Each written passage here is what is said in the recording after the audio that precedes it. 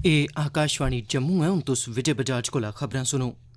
श्री अमरनाथ जी दी गुफा च अज्ज बड्डलै पवित्र हिमलिंग दी प्रथम पूजा कीती गेई।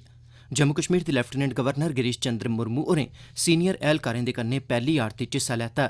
दक्खनी कश्मीर च स्थित पहलगाम च छड़ी मुबारक पूजन कीता जाग। इस गल्लै पर जोर पांदे होई जे कोविड-19 महामारी दे चलदे इस ब'रे दी श्री अमरनाथ जी दी सालाना यात्रा गी सीमित तरीके कन्नै सबूरा करोआया जाग। जम्मू कश्मीर प्रशासन ने आखेआ जे जम्मू थमां शिड़क रस्तेया हर रोज बद्धोबद्ध 500 श्रद्धालुएं गी गै अमरनाथें दी यात्रा लेई अगड़े जान दित्ता जाग। प्रशासन नै इस सरबंधा च मानक संचालन आह्लियां प्रक्रियां जारी कीती दिआं न, जिंदे तैह्त जम्मू कश्मीर औने आह्ले 100% लोकें दा कोविड-19 दा टेस्ट कीता जाग ते एह् तरीकाकार अमरनाथ यात्रुएं पर बी लागू रौह्ग। मुक्ख सचिव BVR सुब्रमण्यम होरें सर्वोच्च अदालत पास्सेआ कल यात्रा लेई कायम कीती गेदी उप कमेटी दी बैठक दी प्रधानता करदे होई एह् गल्ल आखी। बैठक दौरान मुक्ख सचिव होरें यात्रा लेई बंदोबस्तें ते सुरक्षा प्रबंधें दा बी जायजा लैता।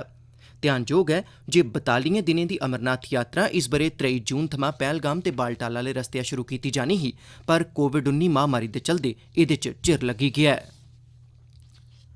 प्रधानमंत्री नरेंद्र मोदी होरें अमरीका दे 244वें सुतैंत्रता ध्याड़े दे मौके पर अमरीका दे राष्ट्रपति डोनाल्ड ट्रंप होरें गी मुबारकबाद दित्ती ऐ, जेह्दे परते च ट्रंप होरें आखेआ जे अमरीका भारत गी प्रेम करदा ऐ।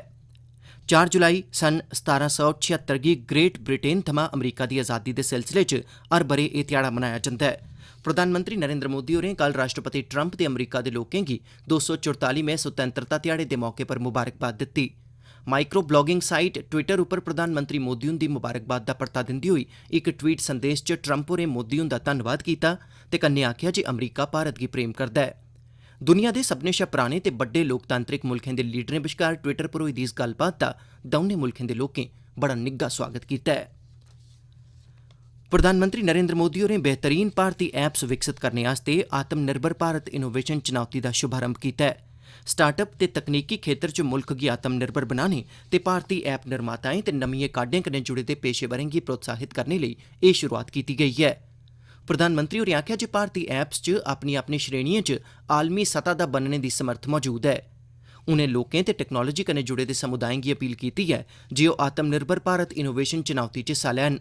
एह् चुनौती दौं स्तरें पर आयोजित होग, मौजूदा एप्लीकेशन्स गी बढ़ावा देना ते नमीं एप्लीकेशनें दा विकास करना। मोदी होरें लिंक्डइन पर इक पोस्ट च आखेआ जे e learning, work from home, gaming, business, मनोरंजन, दफ्तरें सरबंधी कम्म ते सोशल नेटवर्किंग लेई मौजूदा ऐप्स गी बढ़ावा देने ते नमें ऐप्स विकसित करने आस्तै सरकार लोड़चदा जरूरी सैह्योग उपलब्ध करोआग।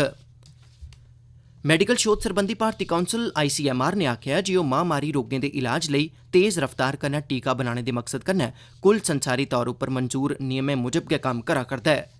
संस्थान ने आखेआ जे मुल्ख च गै टीका तैयार करना जरूरी ऐ, पर कन्नै गै सुरक्षा, गुणवत्ता, नैतिकता ते सभनें नियमें दा पालन बी उन्ना गै महत्वपूर्ण ऐ। ICMR ते भारत बायोटेक ने रलियै कोविड-19 दे संभावित इलाज लेई कोवैक्सीन नां दा टीका विकसित करने दा कम्म शुरू कीते दा ऐ। भारत दे दवाइयें सरबंधी महानियंत्रक ने इस टीके दे मनुक्खी परीक्षण दे पैह्ले ते दुए चरण दी इजाजत देई दित्ती ऐ। ICMR ने आखेआ जे आम लोकें दे सेह्त सरबंधी हितें गी दिक्खदे होई एह् जरूरी ऐ जे स्वदेशी तौर उप्पर तैयार कीते जा'रदे टीके दी क्लिनिकल आजमाइश च तेजी आंदी जा। मुल्ख भरै च पिछले 24 घैंटें च कोरोना वायरस दे 24,850 नमें मामले सामने आए न, जेह्ड़े अजें तगर इक दिनै च सामने आए दे सभनें शा मते मामले न। मुल्ख च हून कोरोना वायरस दे कुल मामलें दी गिनतरी बधियै 6,73,165 तगर पुज्जी गेई ऐ, जिंदे चा 2,44,814 सक्रिय मामले न। 4,09,083 लोक इलाज मगरा ठीक होई गेदे न, जिसलै कि 19,268 लोकें दी मौत भी होई गेदी ऐ। विश्व सेहत संगठन WHO ने कोरोना वायरस दे फैलाऽ गी रोकने च भारत सरकार पास्सेआ कीते गेदे कम्में दी सराह्ना कीती ऐ।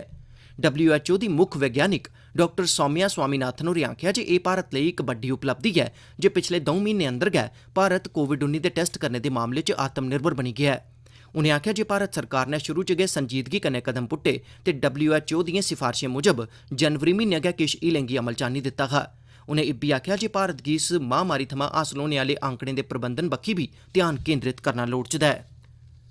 मुश्तबा आतंकवादिएं अज्ज बड्डलै पुलवामा जिले दे गौंगू ग्रां च CRPF गी निशाना बनाइयै इक IED धमाका कीता, जेह्दे च CRPF दा इक जवान जख्मी होई गेआ ऐ।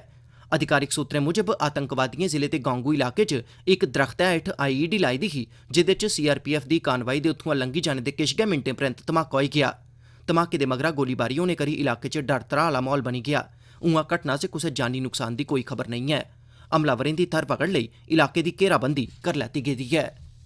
एह्दे कन्नै गै खबरें दा एह् बुलेटिन समाप्त होआ।